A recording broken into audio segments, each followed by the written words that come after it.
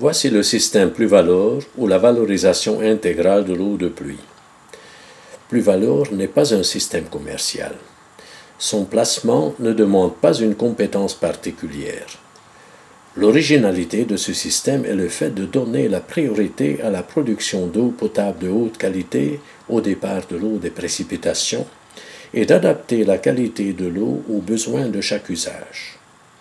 L'eau des précipitations venant du toit est conduite dans un petit bassin enterré appelé intercepteur primaire.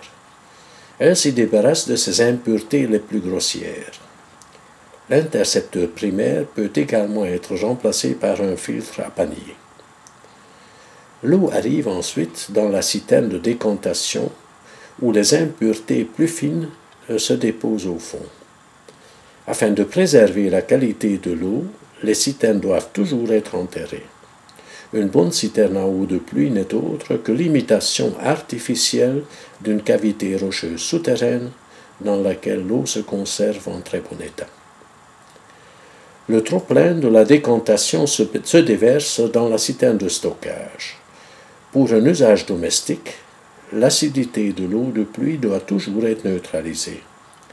Celle-ci se fait grâce aux propriétés basiques du béton ou de la maçonnerie. Pendant la neutralisation, l'eau se charge légèrement en sels minéraux utiles. Toutefois, elle reste encore très douce, contenant peu de calcaire.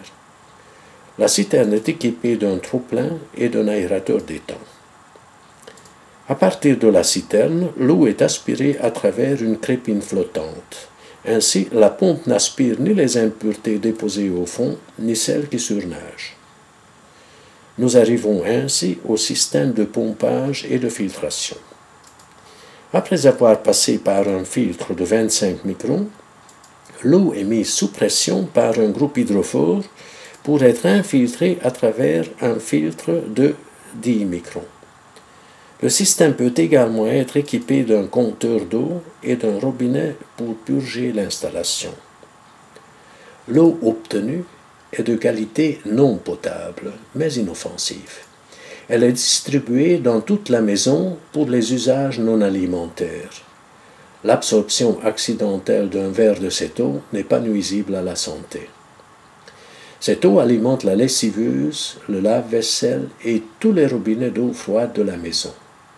Dans le boiler, elle est chauffée pour alimenter la salle de bain et la cuisine. Dans une maison équipée de ce système, il n'y a qu'un seul robinet, généralement placé à la cuisine, qui délivre de l'eau potable de haute qualité. Celle-ci sera utilisée pour la boisson et pour la cuisine. La qualité de l'eau de pluie rendue potable par un système de microfiltration ou d'osmose inverse est équivalente à celle des meilleures eaux minérales du commerce, pour un prix de revient de 1 à 3 centimes le litre.